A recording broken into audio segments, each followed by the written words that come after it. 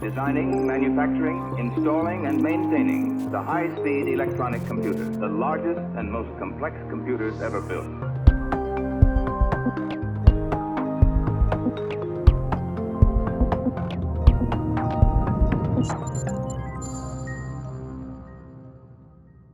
Hello, everybody, and welcome to another episode of Building Better Systems, the podcast where we explore tools and approaches that make us more effective engineers and make our systems safer and more reliable.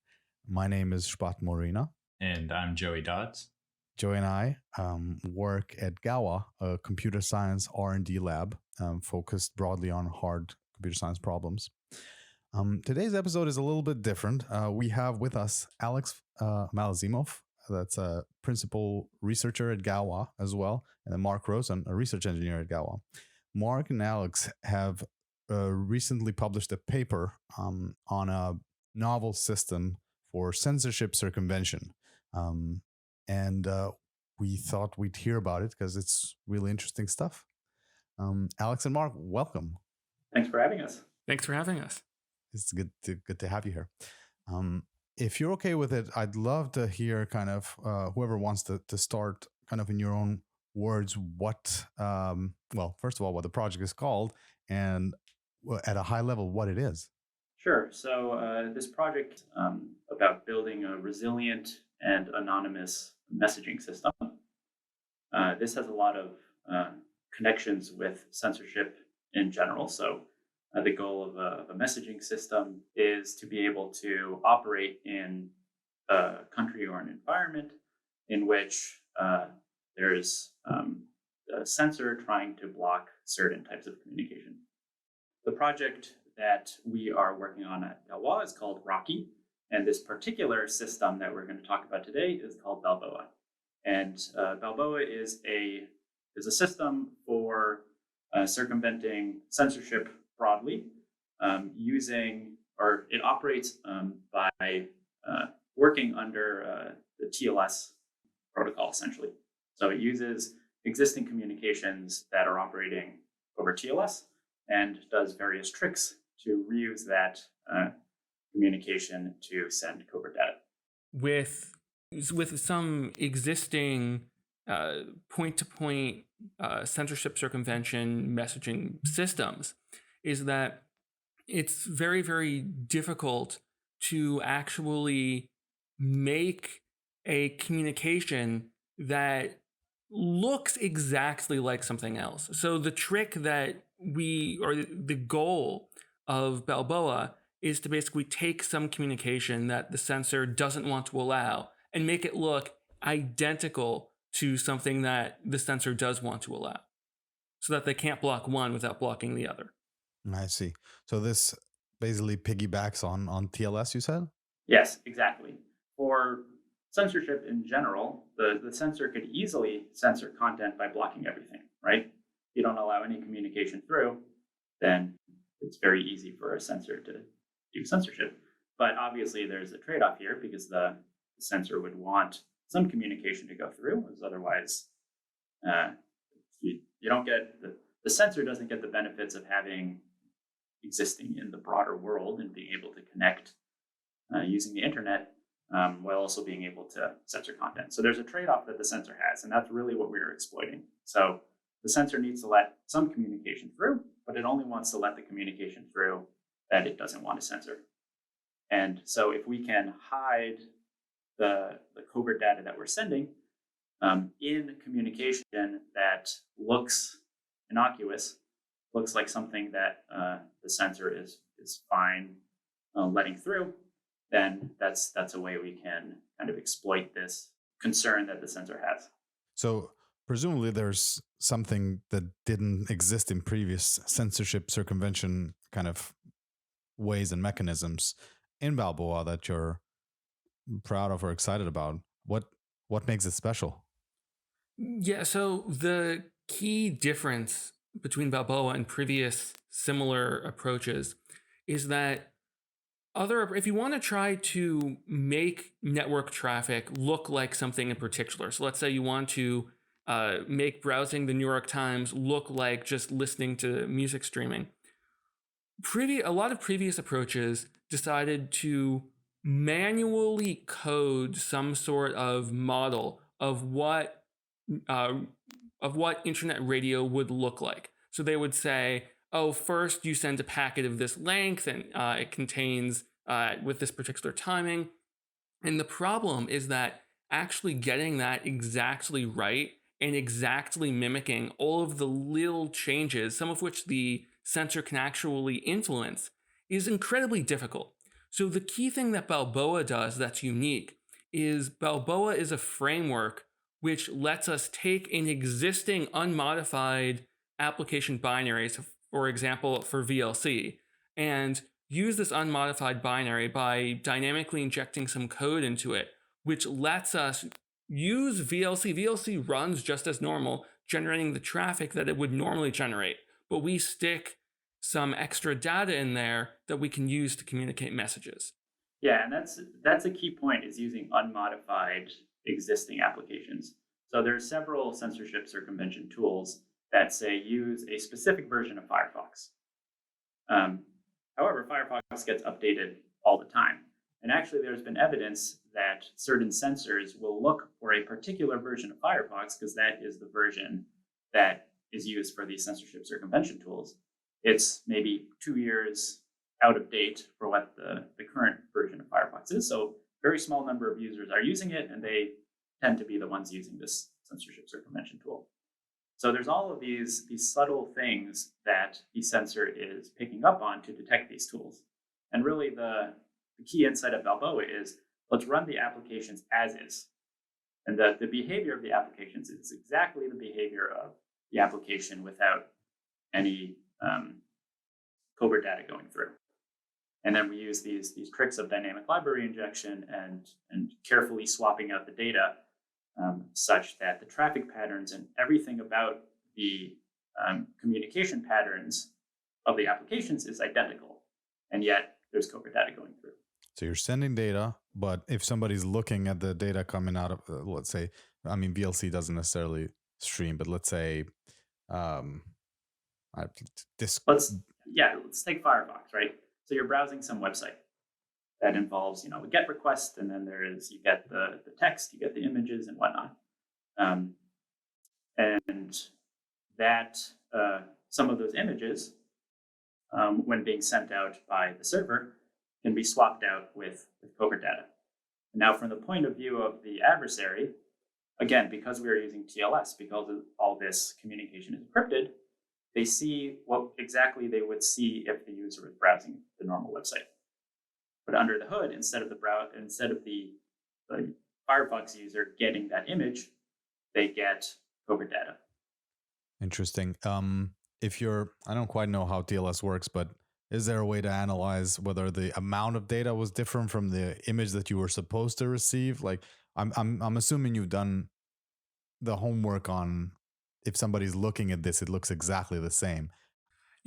So TLS, just like many other encryption protocols, doesn't hide metadata about the content. So in particular, the lengths of TLS records and also the time at which these records are sent.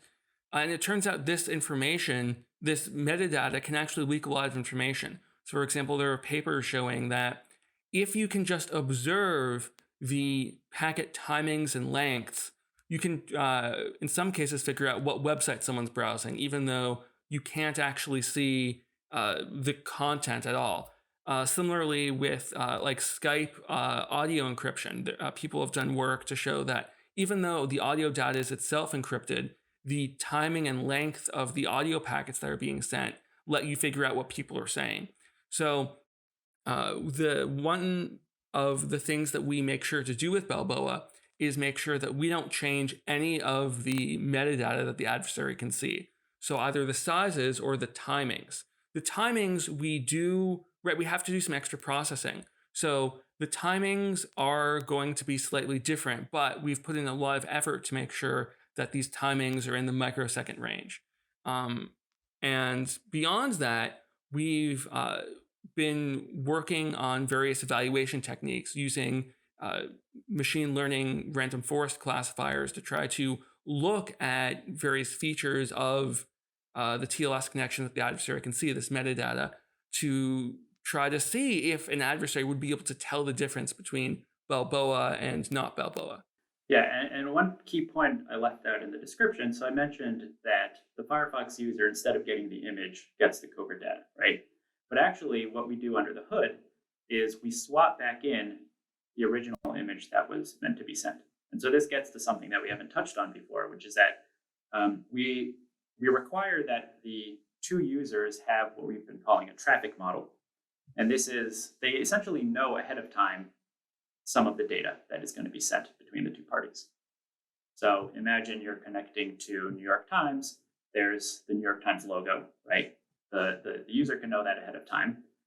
Maybe there's some specific blurbs or something that always appear. And again, that's something that the user can be aware of ahead of time.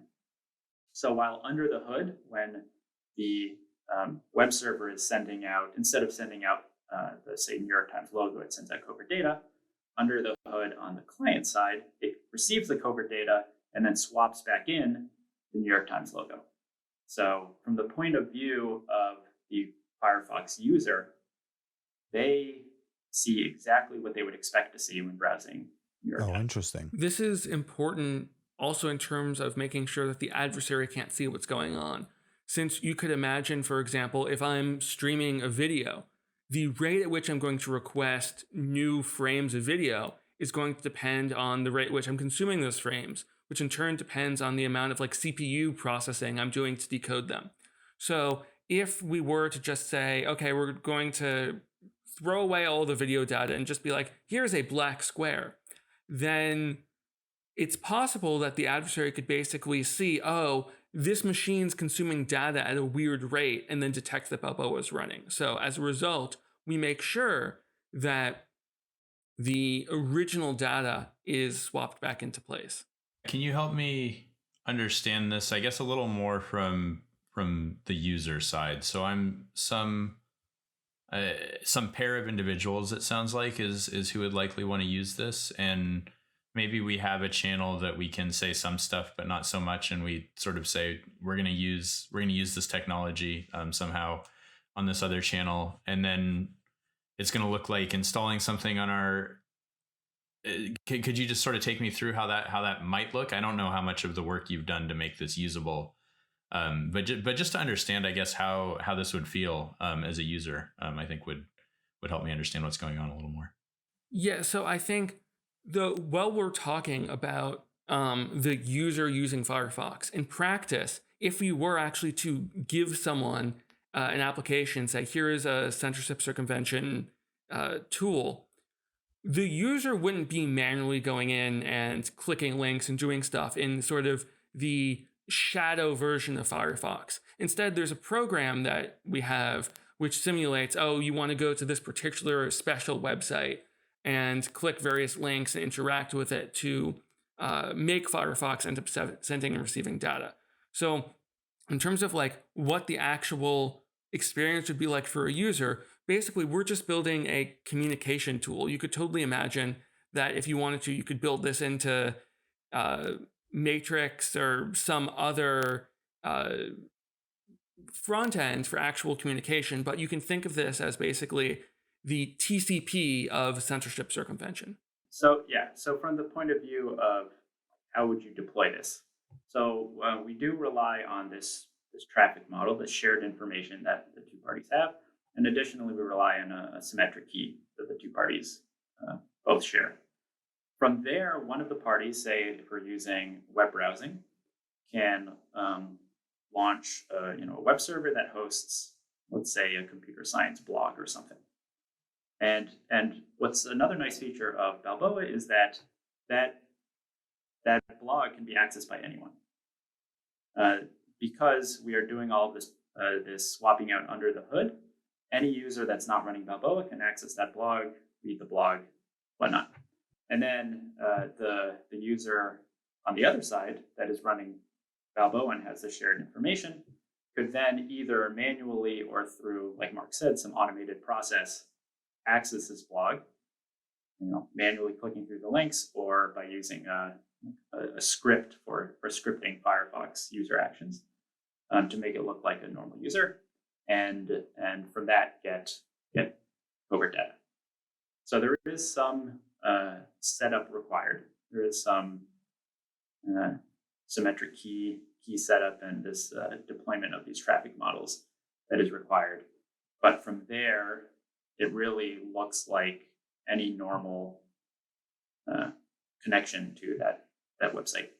And that's necessary to some extent because the more people use different types of blogs, for example, or different settings, the harder it's going to be to figure out what's going on in this setting, presumably, if everybody used the same prepackaged blog. Yeah, you can even imagine hosting this on a very popular website. I mean, I imagine New York Times would be blocked in many of the places that could use something like Balboa. But let's use New York Times as an example, supposing it's not blocked, right? You could imagine running Balboa even on the New York Times website. And the parties that have the particular information required to get covert data from the New York Times website can, and every other user can access the New York Times website as they normally would. So it could even be a high value website that the censor is not willing to block. So you can broadcast information essentially to people. Yes, potentially. Although I guess the key exchange is right, because there's two sides of this. One is that you don't want people to see the thing that you want to say that they might censor, but the other is presumably you really don't want anybody to know you're doing censorship evasion. So keeping things secret is also important from that standpoint. Yeah. But even if the censor knows, so suppose there's a website, again, let's just use New York Times as an example that the censor does not want to block for whatever reason. Even in that case, so the censor knows that New York Times is running Balboa under the hood.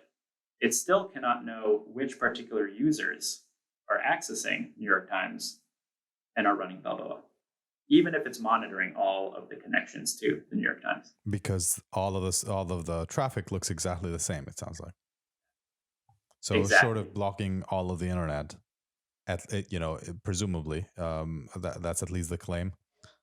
Yeah, or the particular website that, because so one of the downsides of Balboa versus some other tools is it's a direct link. So the two parties have a direct TCP connection to each other. Other tools, use third-party services to redirect traffic and whatnot to make it harder to block. So if the censor, say, knows that the New York Times is running Balboa and is willing to block that website, then that's one way of defeating Balboa. But if either they don't know that the website is running Balboa or they're not willing to block that website, those are the two settings, I think, where Balboa would work best. But is there a way to detect whether a server is running this? Hopefully, no. I guess Mark can maybe go into some details, but I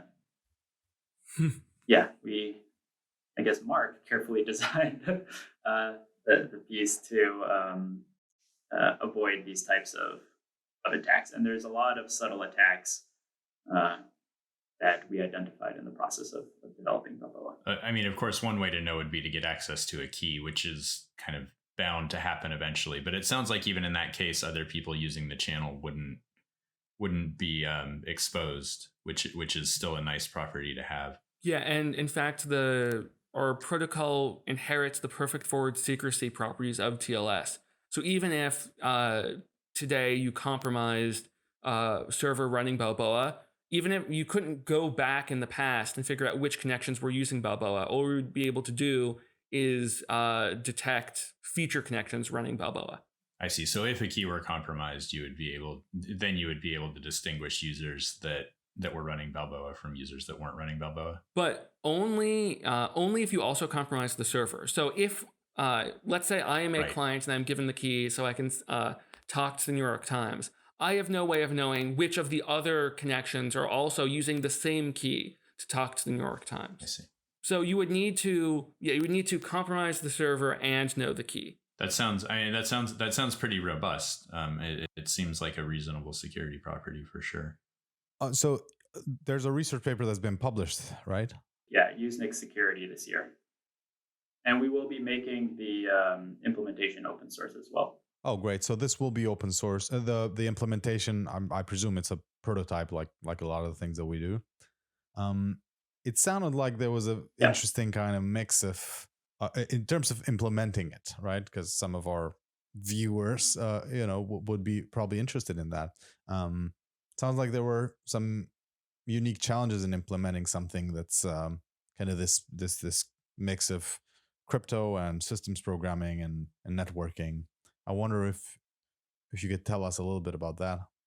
Sure. So I think for one thing, right, part of the impetus of Balboa was realizing that, well, in theory, you could say, oh, I'll just code something that looks exactly like something else. In practice, that's really hard. So yeah, part of the design goal of Balboa was to make it so that you could realistically write code that is secure without needing to get everything perfect.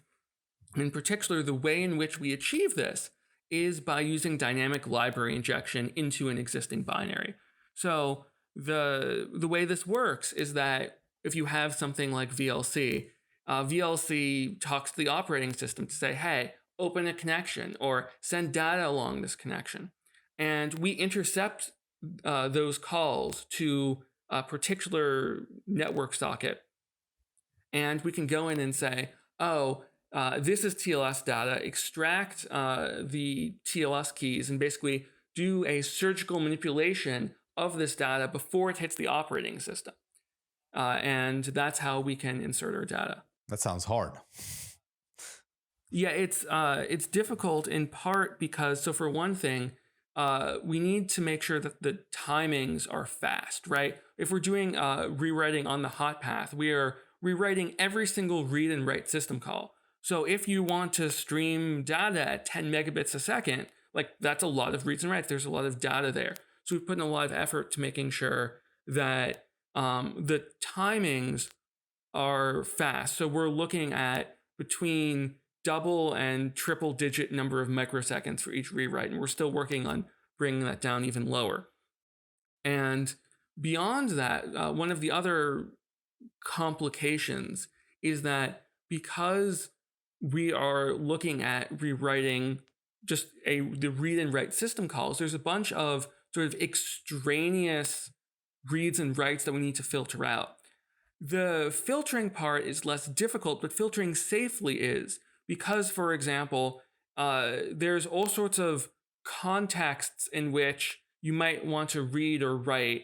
So, for example, if in a signal handler, a process is like, hey, I want to write something to the screen, we need to be sure that we're not doing anything in our read and write operations that's not safe to do from a signal handler. So the filtering itself can actually be very difficult to do safely.